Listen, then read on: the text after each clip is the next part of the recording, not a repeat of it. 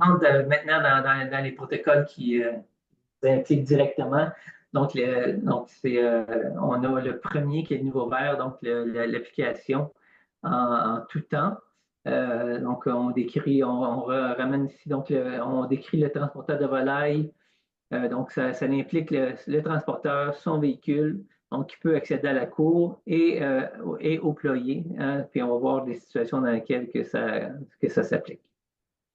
Donc, le protocole, comme je disais, s'applique pour ce protocole-là vert de sécurité courante, ça vise pour l'application en tout temps, à chaque jour, des mesures.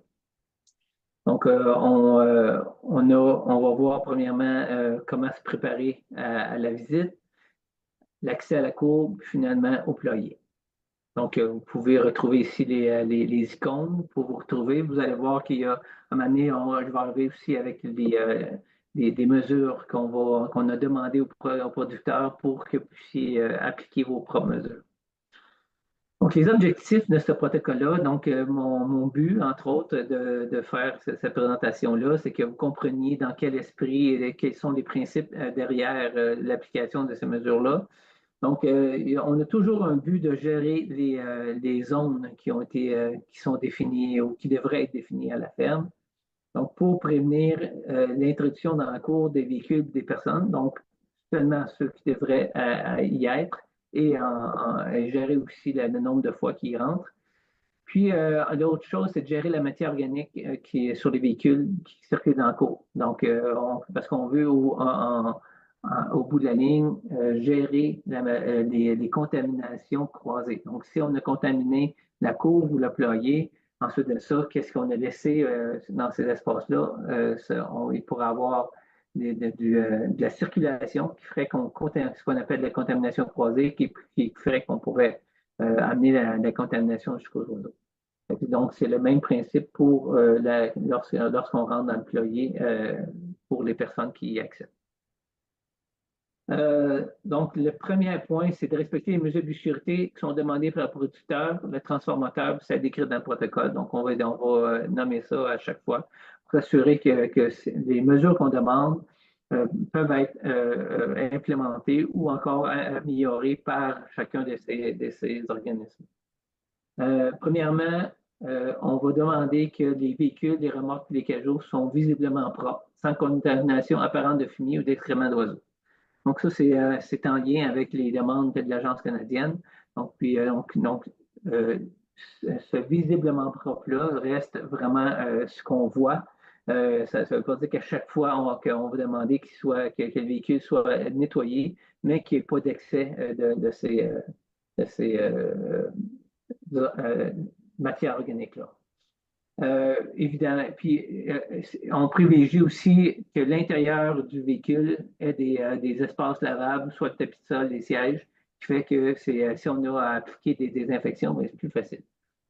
Puis au bout de la ligne, donc tenir un registre de toutes les visites de production visitées. Puis ça, c'est important au quotidien, mais spécialement quand on va arriver avec des sites infectés, où ce qu'on va avoir à faire du retraçage. Donc, si vous avez un registre de vos visites, de vos déplacements, c'est beaucoup plus facile après ça de gérer les infections dans les zones dans les zones qui ont été établies. Ensuite de ça, on a comme un autre, donc on a suivre la planification du transformateur pour le transport. Fait que premièrement, on rappelle que c'est toujours mieux de visiter des oiseaux reproducteurs avant des troupeaux commerciaux pour la ponte ou la chair. Puis que si on a des captures partielles à faire, toujours commencer une soirée ou une journée d'attrapage avec ça. Parce qu'il y a des oiseaux, donc partout où il y a des oiseaux qui restent sur le site, on va éviter d'y aller comme en deuxième ou en troisième, parce que les oiseaux qui vont rester là peuvent manifester la maladie après notre passage. Donc, lors de vos passages, s'assurer que les producteurs ou son employé sont joignables. Donc, pour gérer justement toutes les mesures qui sont demandées, si jamais vous n'aviez pas qu'est-ce que vous avez besoin pour respecter ces mesures-là.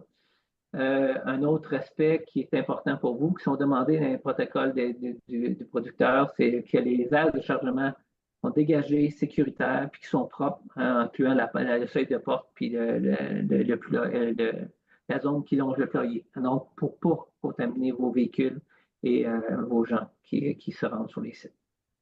Donc, je vous montre qu'est-ce qui est demandé aux producteurs par rapport à la gestion de leur zone, que vous puissiez comprendre dans quel contexte que les mesures qui vous sont demandées puissent être appliquées, sachant que si c'est sur place, ces choses-là ne sont pas là, ça vous complique la vie de toute évidence.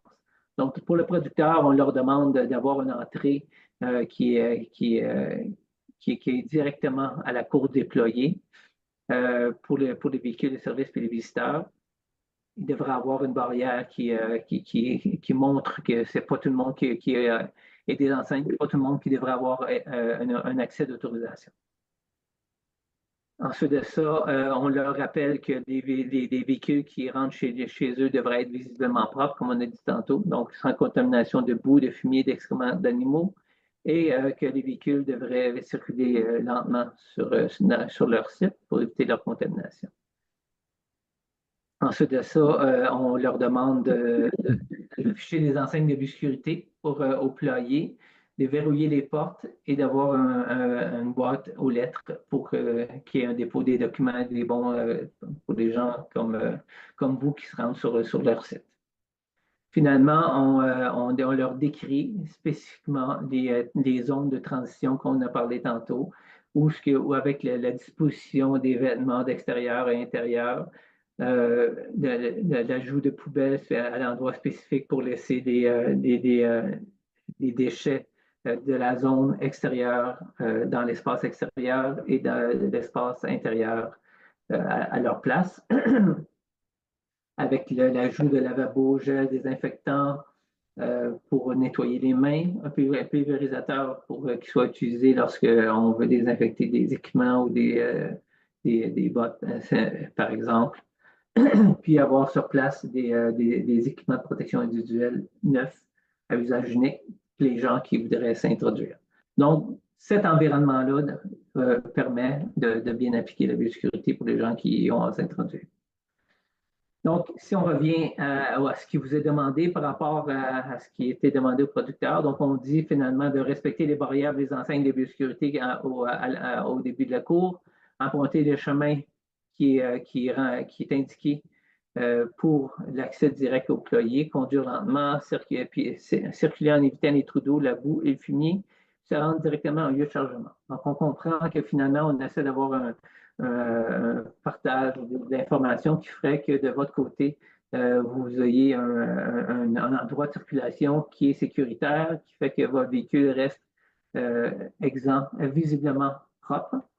Donc, avec une circulation qui est adéquate dans la cour.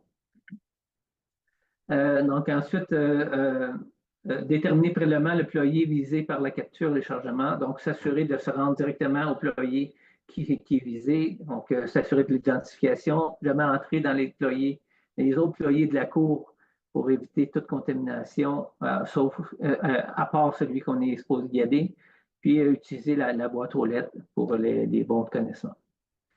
Ensuite de ça, dans la biosécurité courante, hein, donc le comité a déterminé que l'accès aux ployers des transporteurs était acceptable. Donc, lorsque c'est fait, donc rentrer par l'entrée qui est dédiée aux personnes, signer registre, mettre des couvre-chaussures jetables en passant le banc. Hein, donc, puis se laver les mains si on passe de l'autre côté pour aller jusqu'à la porte du qu'on a des oiseaux. Mais le transporteur a été déterminé qu'il ne devrait jamais rentrer où les oiseaux sont logés par contre.